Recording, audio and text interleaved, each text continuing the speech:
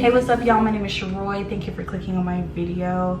So today we're gonna have a little chit chat. All right, let's talk.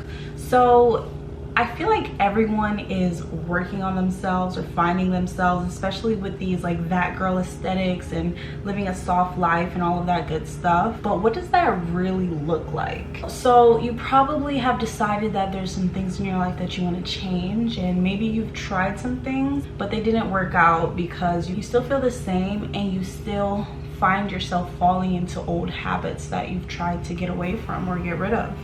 I'm here to talk to you guys and paint you a picture of what working on yourself, healing, that growth journey really looks like realistically. It doesn't have to be aesthetic. It's not about going to Starbucks and buying iced matcha. I love iced matcha. I love me a pink drink, don't get me wrong, but that's not going to cure your mental health issues. So let's actually dive into things that are actually going to help you change your life, heal, become a better person, whatever your goals are, whatever you're looking for. So without further ado, let's get right into the video.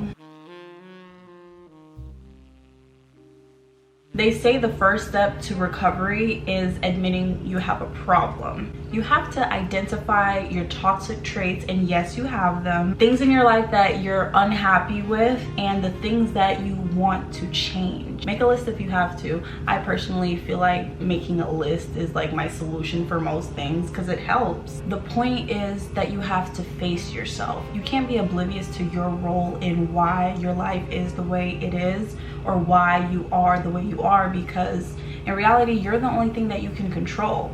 You can't control other people's actions, their opinions, their voice, how they treat you, how they wronged you, etc. So owning up to yourself and your actions and what you do have control over is the only way that you can make an actual change. If your life isn't where you want it to be, then you have to take responsibility for that. That is how I have been able to make changes in my life, by holding myself accountable and taking responsibility for things that have happened to me, even if it's not 100% my fault.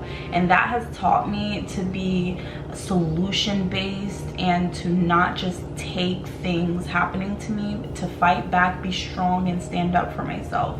But I couldn't just look at the world as it's happening to me and people are against me or I'm a victim, because that wasn't solving anything. Sitting around feeling sorry for yourself and just being sad and feeling like life is happening to you and not for you is not creating any solutions. You know, it might boost your ego, it might make you feel good and comfortable and make you feel less bad about your life because you feel like it's out of your control, but that's not going to inspire or create any change. The goal is to change your life, right? The goal is to create a life that you love and you want to live. Taking responsibility and taking accountability and identifying everything and just really looking at yourself in the mirror and just identifying these things is really the first step.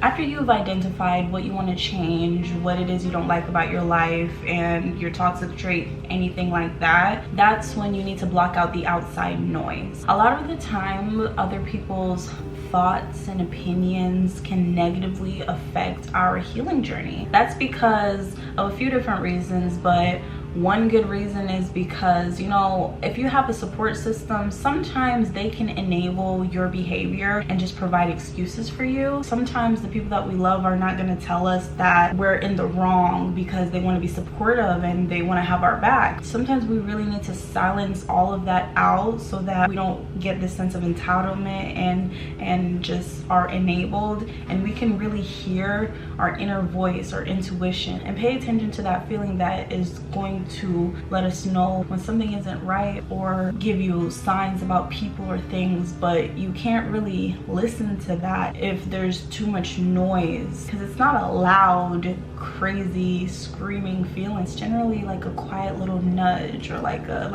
something's not right, or like a, a gut feeling. But I feel like withdrawing, blocking out social media, and comparing yourself to others, seeing everyone living their best life, your friends and family, and not like cutting them off, but just taking this time alone to sit with yourself. You can learn a lot about yourself. You can learn a lot about the source of your problems. You can really hear that inner voice, and you can get the answers that you're looking for.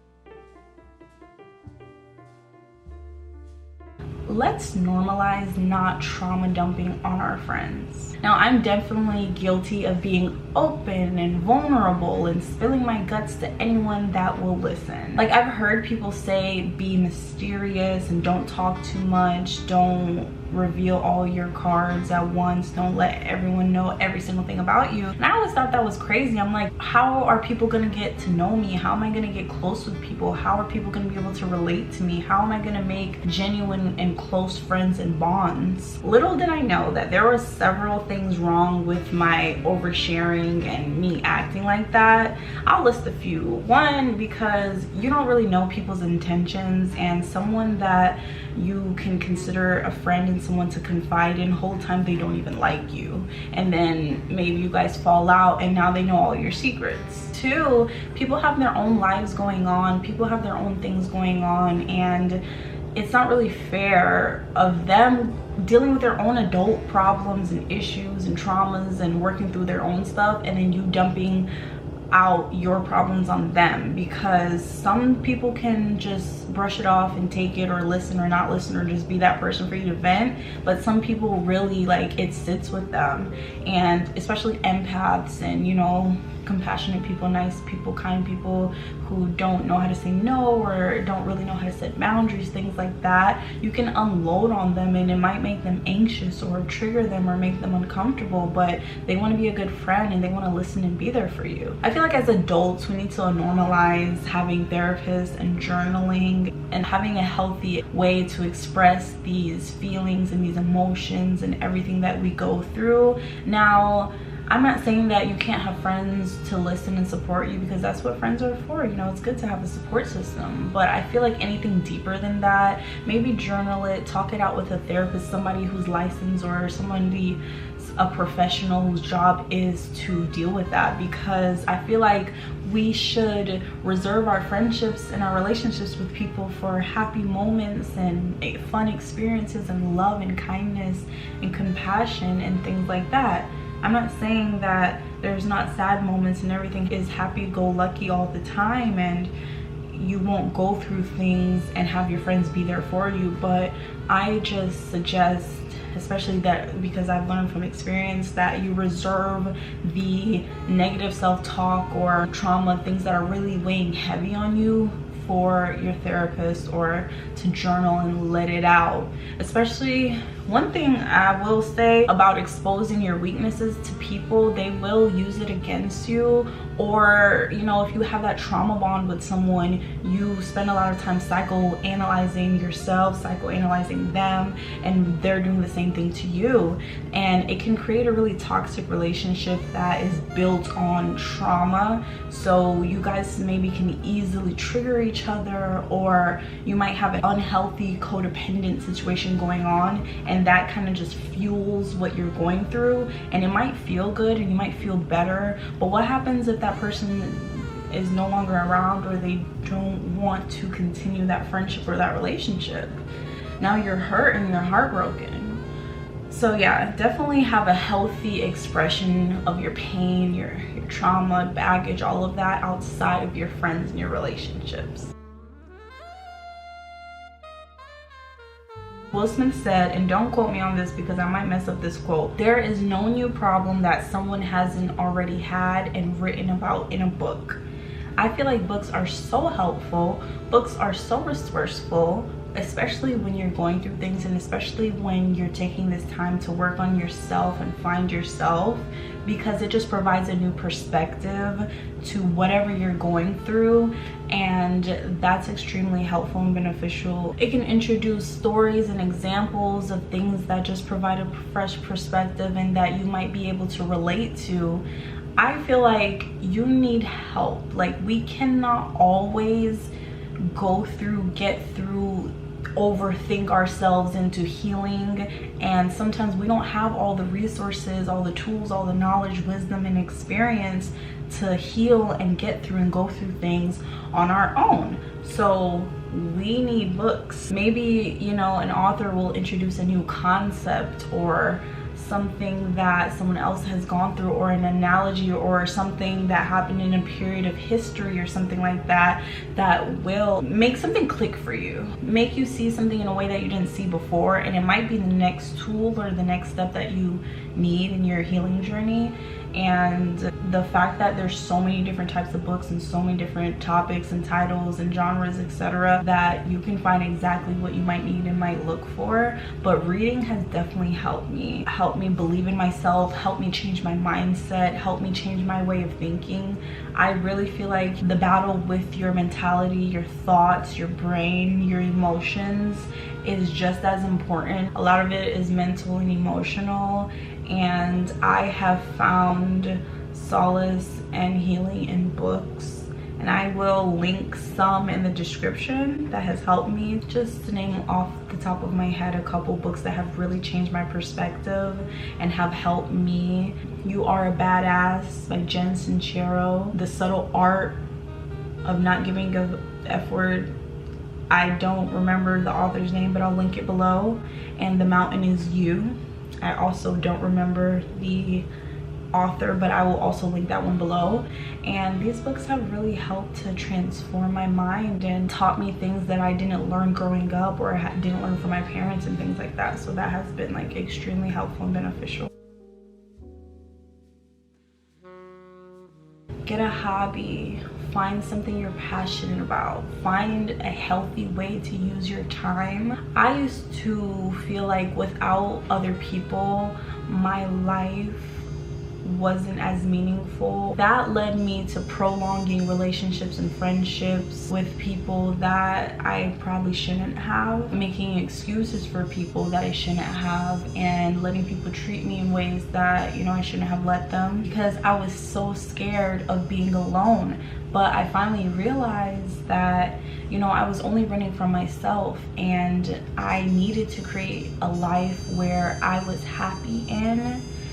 And I had to heal, and I'm still healing, in order to enjoy my own company and to find solace and peace and love within myself, so that I know to allow others to treat me better, so that I treat others better, so I'm not projecting my problems and insecurities onto others, and I'm not letting them do the same thing to me. Spend more time doing things that you enjoy. Find something you're passionate about. Not a side hustle, but a hobby, something that you do for you. It's not all about making money and becoming the next millionaire and all of these narratives that social media is trying to spin. It's about finding things that you enjoy and putting yourself first, and making commitments and finding things that you like to do, to the point where you're not canceling on your commitments and your appointments or whatever you got going on to drop everything and run to the aid of other people, or putting them first, or just being thirsty to hang out with people just so you're not alone. You know, you just don't feel secure around other people, but you crave their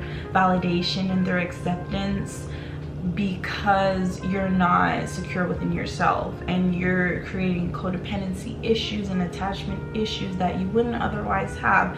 This is why it's just important to create a life for yourself that you love, and become that whole person, you know, who you know yourself. You know your likes, your dislikes, you know where you like to go, what you like to do, what kind of people you like to hang out with. Don't feel so pressured to cater to other people's wants and needs and opinions and things like that and mold yourself to please others. They should be pleasing you. I mean, no one should be pleasing anyone, but if anything, have that confidence and that security in yourself to know that you'll find your right tribe and you'll find the people that you connect and vibe with.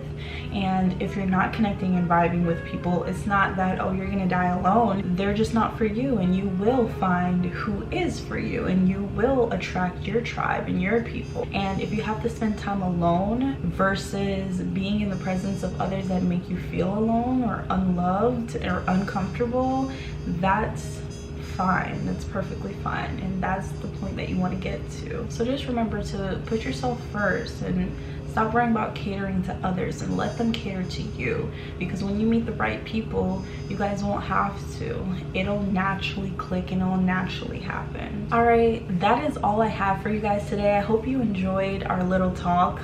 This is going to be the first of many where I just want to sit and dissect certain topics and discussions and things like that, and just have a chit chat for you guys. Let me know in the comments, share with me, where are you in your healing journey? Have you found something that you love to do? Have you found a hobby? What's your hobby? What do you like to do in your free time? Let me know and let's get to know each other. All right, well, thank you so much for watching, and I will see you guys in the next video. Bye.